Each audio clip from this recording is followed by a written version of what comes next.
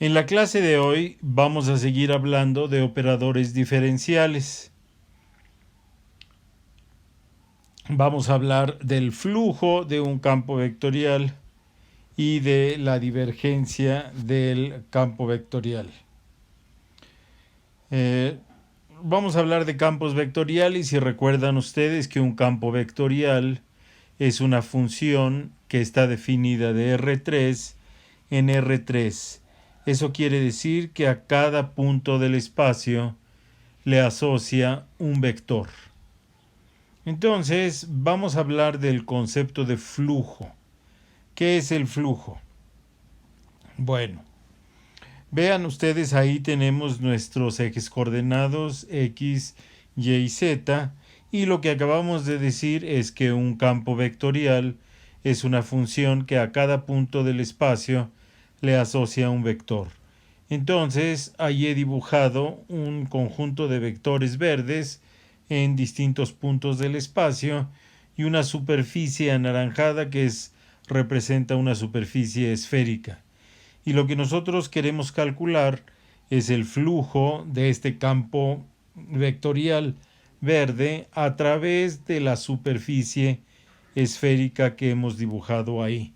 Básicamente lo que el flujo nos dice es cuánto de este campo vectorial atraviesa la superficie hacia adentro o hacia afuera. La definición nos dice que el flujo es positivo cuando se atraviesa la superficie hacia afuera.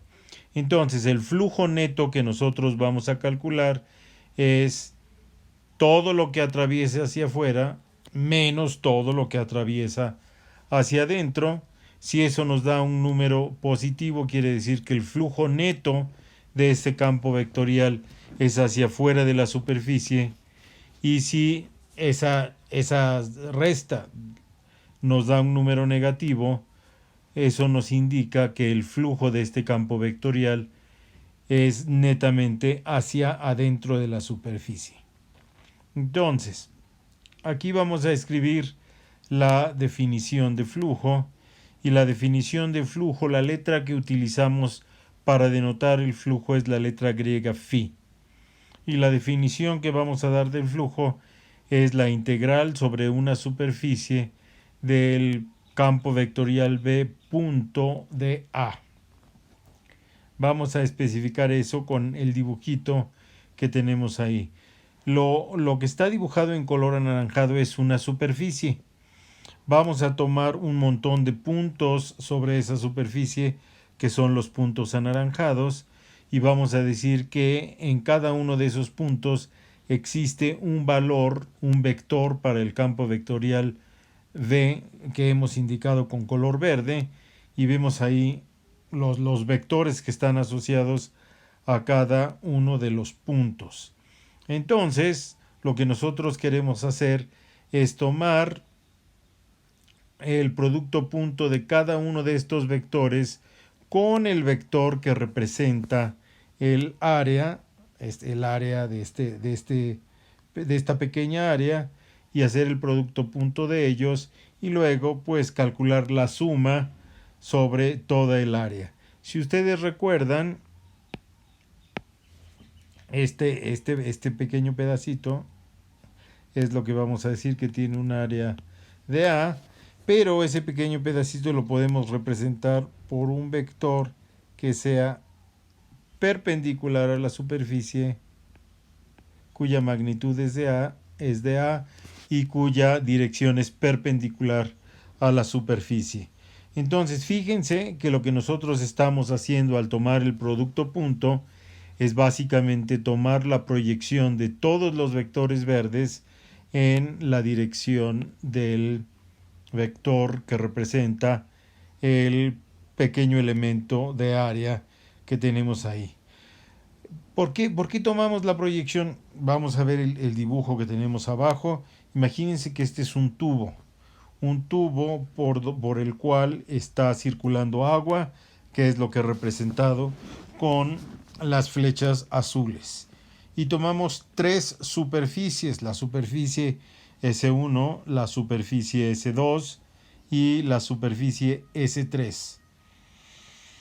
Si nosotros suponemos que el flujo del agua es constante, ¿sí?, y que el agua no es compresible, entonces la cantidad de agua que va a pasar a través de la superficie 1 va a ser exactamente igual a la cantidad de agua que va a pasar a través de la superficie 2, que va a ser igual a la cantidad de agua que va a pasar a través de la superficie 3. Pero fíjense que las superficies son distintas en cada uno. En la superficie 1 es más pequeña que la superficie 2, que a su vez es más pequeña que la superficie 1. Y sin embargo, pues pasa la misma cantidad de agua a través de cada una de las superficies. ¿Y esto por qué es? Pues esto sucede, o sea, el flujo del agua que está atravesando cada una de esas superficies es igual, y es igual porque lo que nosotros hacemos es que tomamos el producto punto de los vectores azules que representarían la velocidad del agua con los vectores que representarían cada una de las superficies. Y fíjense que en el caso de la superficie 1, los vectores azules serían perpendiculares, serían paralelos a los vectores que representan la superficie 1, pero en la superficie 2 y en la superficie 3 no. Entonces estaríamos tomando la proyección de esos vectores en la dirección de los vectores de área.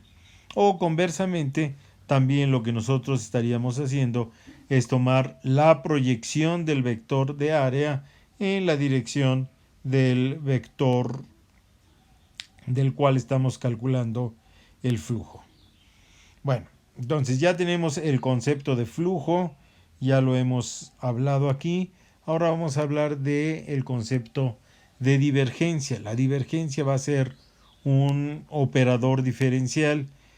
Y entonces imagínense ustedes que lo que nosotros tenemos es un campo vectorial V, que es la velocidad del agua en el tubo. Entonces V va a ser una función de tres variables, X, Y y Z. Y fíjense, ahí decimos nosotros que V de X, Y, Z pues es una función que está definida en R3 y toma sus valores en R3. Ahora vamos a pensar en otra función, ρ de X, Y, Z, que es la densidad que tiene el agua en cada uno de los puntos interiores al tubo. Y esta es una función escalar, este es un campo escalar. Toma sus valores en R3, pero se evalúa en R. Entonces tenemos estos dos campos, un campo vectorial V y un campo escalar ρ. Y vamos a multiplicar uno por el otro, ρ por V. ¿Qué representan ρ por V físicamente? Bueno, pues así a primera vista no se ve claramente qué es lo que representan. Un truco que generalmente nos ayuda a saber qué representa una operación algebraica de cantidades físicas es ver qué unidades tiene. Y eso es lo que hemos escrito ahí abajo. Las unidades de ρ por V pues van a ser las unidades de densidad por las unidades de velocidad. Las unidades de densidad son kilogramos por metro cúbico, y las unidades de velocidad son metros sobre segundo. Entonces las unidades que va a tener esta cantidad ρ por V van a ser kilogramos sobre metro cuadrado sobre segundo. ¿Qué quiere decir eso?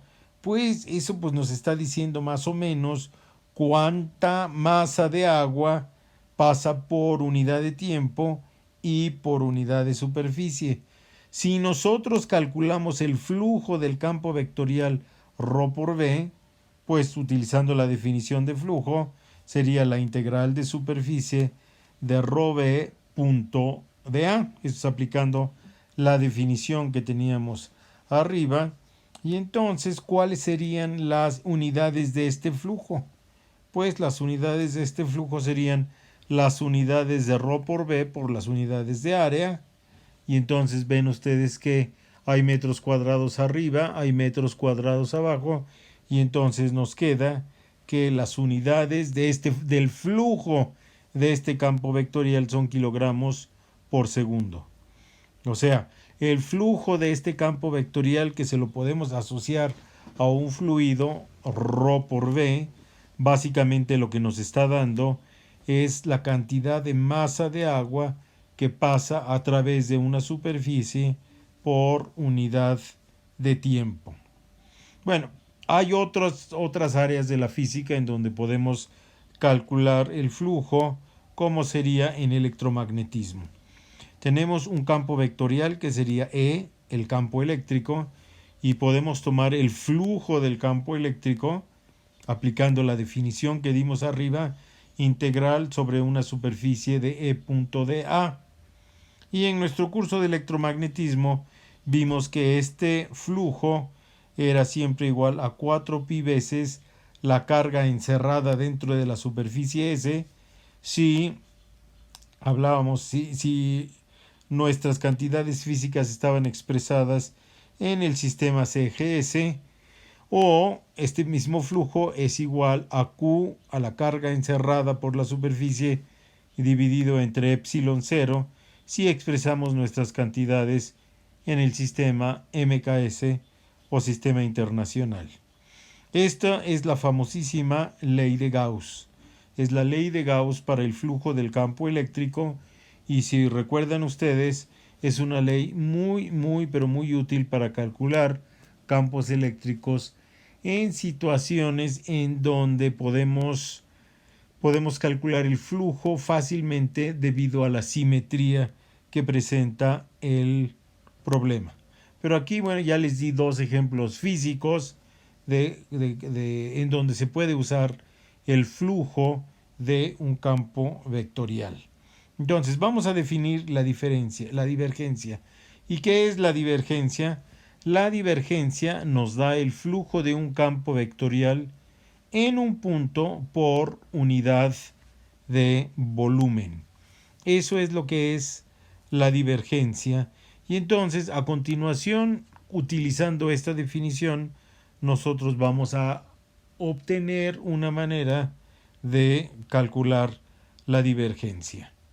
Entonces, vamos a dibujar los ejes coordenados X, Y y Z, y en un punto P, cuyas coordenadas son X, Y y Z, vamos a centrar en ese punto una caja, un paralelepípedo, que es lo que está ahí dibujado en color rojo. Y es una caja que tiene una longitud paralela al eje de las X dada por delta X. Aquí está. Una longitud paralela al eje de las Y es dada por delta Y. Y una longitud paralela al eje de las Z es dada por delta Z. Ahora imaginemos que en este espacio tenemos definido un campo vectorial B, y ahí vemos algunos vectores que he dibujado. Los vectores verdes son algunos vectores que representan este campo vectorial. Entonces, como les dije hace rato, el flujo es por definición positivo hacia afuera de la caja y negativo hacia adentro de la caja. Entonces, si nosotros queremos calcular el flujo que experimenta este campo vectorial a través de esta caja, pues tenemos que calcular cuánto flujo sale en la dirección de las X, hacia acá, en esta dirección, que sería en la dirección de las X, cuánto flujo sale en la dirección de las Y, que sería esta, y cuánto flujo sale en la dirección de las Z, que sería esta. Y entonces, lo que les acabo de decir es lo que he escrito aquí. El flujo total a través de esa caja, pues va a ser el flujo en la dirección de las Y, más el flujo en la dirección de las J, más el flujo en la dirección de las K. Calculemos ahora el flujo en la dirección de las Y. Entonces, el flujo en la dirección de las Y va a consistir de dos flujos.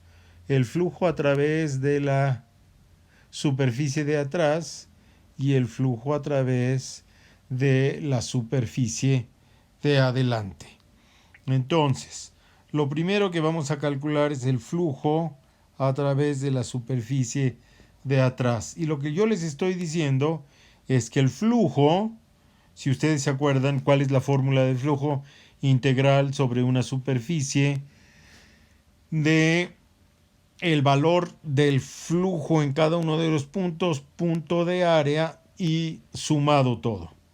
Una de las cosas que vamos a hacer, y va a ser un truco, es que nosotros vamos a pensar que esta caja es muy chiquita. ¿Sí? ¿Qué tan chiquito es algo en física? Pues es tan chiquito como nos convenga. En matemáticas se define algo muy chiquito y se dice es el límite cuando tal cosa tiende a cero. Eso es muy chiquito. ¿Qué es algo muy grandote en matemáticas? Es el límite cuando algo tiende a infinito. Esa es una definición formal, estricta, perfecta. Pero es muy complicada usarla. Es muy complicada usarla para hacer cálculos.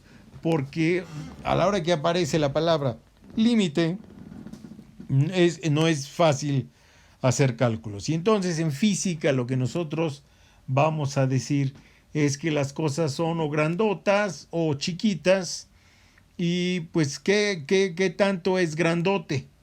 Pues es tan grande como nos convenga para la situación física que estamos analizando. ¿O qué tan chico es chiquito? Pues tan chiquito como nos convenga para la situación que estamos analizando. Entonces, por ejemplo, si aquí estamos alrededor de un punto y dibujamos una caja, pues esta caja podría tener un centímetro, podría ser cúbica y podría tener 1 centímetro de lado. Pues esa es una caja chiquita si lo que nosotros queremos ver es el efecto que tiene este campo vectorial con respecto a una persona.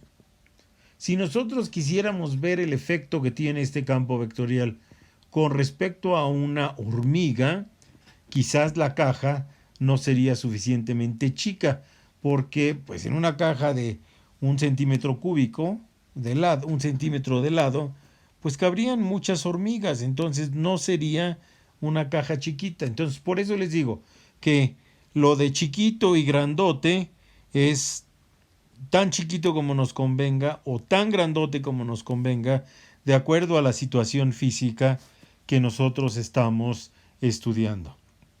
Entonces, la razón para decir que la caja es chiquita es que pues no podemos nosotros tomar todos los puntos de la superficie y lo que vamos a hacer es, vamos a decir, es tan chiquita que la variación del valor del campo vectorial V entre un punto de la tapa de atrás y otro punto de la tapa de atrás es bien chiquita, tan chiquita que es despreciable, tan chiquita que nosotros podemos representar el valor del campo vectorial como el valor que toma en el punto medio al que le he puesto P1, en el punto medio de la tapa de atrás, que es lo que hemos escrito aquí.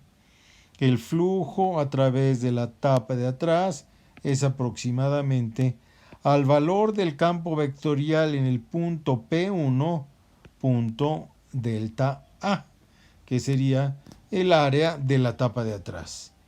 Esto va a ser igual al valor,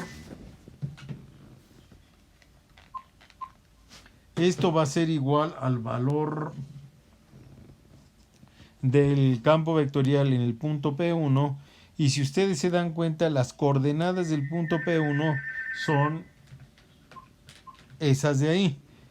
Son x menos delta x entre 2, y, z. ¿Okay? Porque dijimos que el punto P tenía coordenadas x, y, z. Tenía coordenadas x, y, z. Y entonces P1 pues está media longitud de este lado hacia atrás. Y entonces las coordenadas del punto 1 pues van a ser estas que están ahí.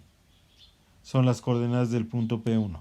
Luego hemos escrito explícitamente el vector delta A.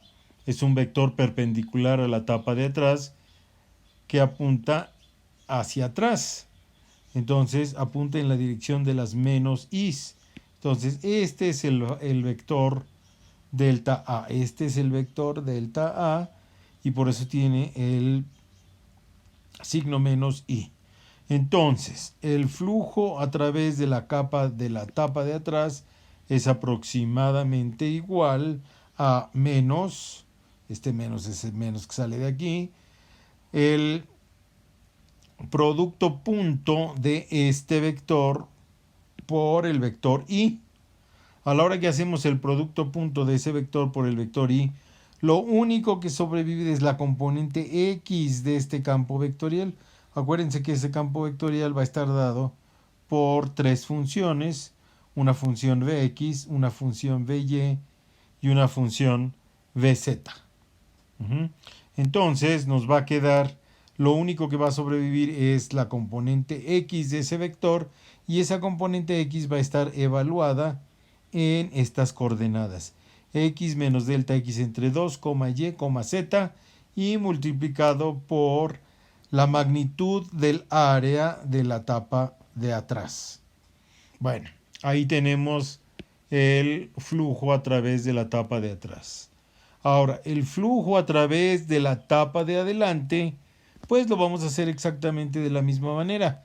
Va a ser aproximadamente igual al valor del campo vectorial en el punto central de la tapa de adelante, punto delta A. Si regresamos a nuestro dibujo, pues el punto central de la tapa de adelante es al que yo le he puesto P2.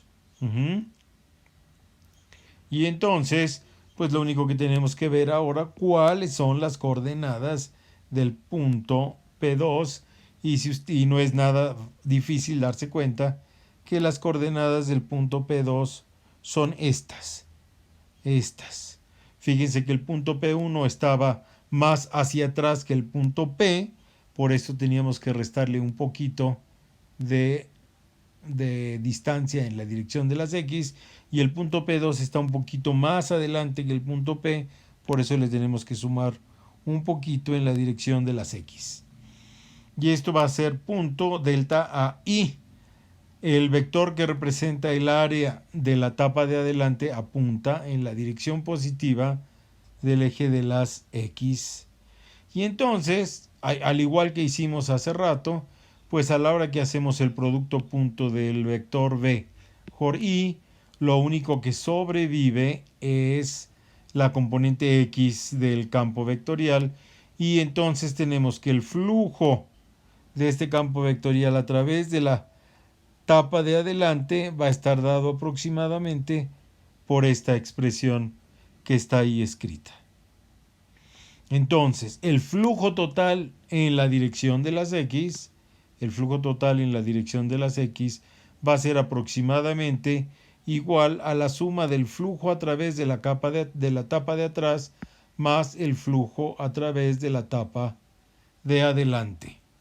Entonces, lo único que hacemos es sustituimos en esta ecuación las expresiones que ya habíamos obtenido para el flujo hacia atrás y para el flujo hacia adelante. Las sustituimos, ahí está. Este es el flujo hacia atrás, este es el flujo hacia adelante, y ahora pues vamos a hacer una aproximación. Fíjense que, acuérdense que delta x es chiquito. Entonces, esta función la podemos nosotros aproximar por una serie de Taylor de esta manera, como está aquí escrito. Esta función va a estar evaluada en x, y, z por delta a menos la derivada parcial de esa función con respecto a x por el incremento que hemos llevado a cabo, que es menos delta x entre 2 por delta a. Y hacemos lo mismo para el flujo hacia adelante. Lo aproximamos de esta manera, y entonces ustedes se darán cuenta que esta cantidad con esta cantidad se cancelan, y esta cantidad con esta cantidad se suman, porque aquí nos va a quedar menos por menos, nos va a quedar más. Entonces el flujo hacia adelante nos va a quedar igual a la derivada, el flujo en la dirección de las x nos va a quedar igual a la derivada de Bx con respecto de x por delta x y luego por el área de la tapa de adelante o de la tapa de atrás, que en este caso son iguales. ¿Y cuál es el área de la tapa de adelante? Pues es base, que es delta y, por altura, que es delta z. Y entonces nos queda esto que nosotros tenemos aquí. El flujo en la dirección de las x es la derivada de Bx con respecto a x por delta x por delta y por delta z. Bueno, ahora tendríamos que hacer el cálculo del flujo en la dirección de las y luego el cálculo del flujo en la dirección de las z. Pero se va a hacer exactamente igual. Van a cambiar algunas cosas.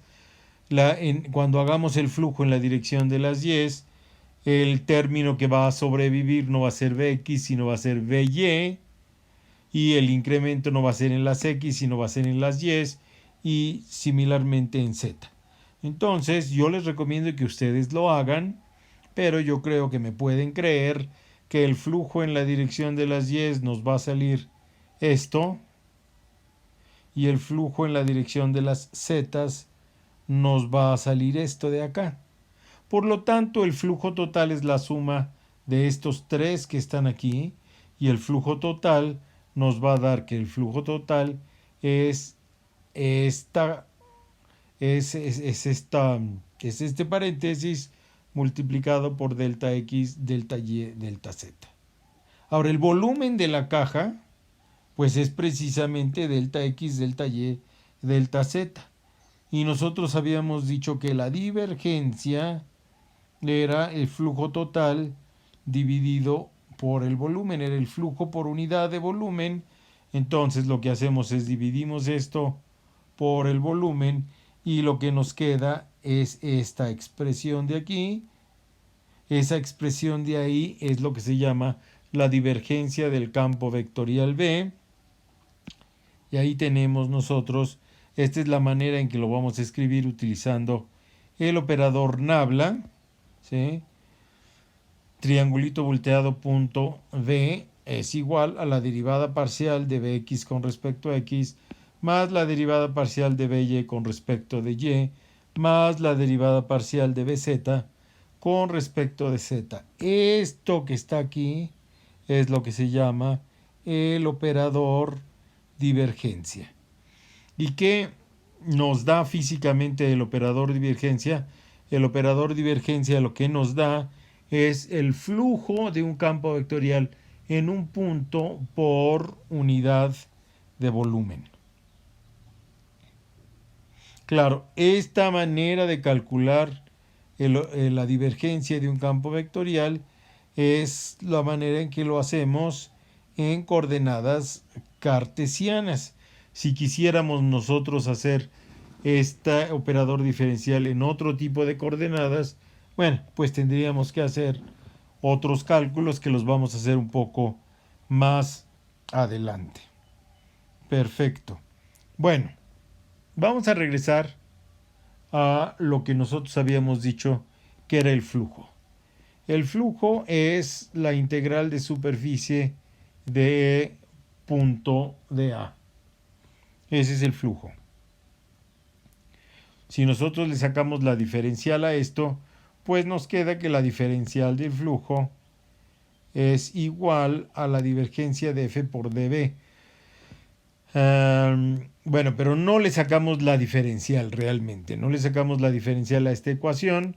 Tenemos esta ecuación que es la definición de flujo y luego vamos a utilizar la definición de la divergencia. ¿Qué dijimos que era la divergencia?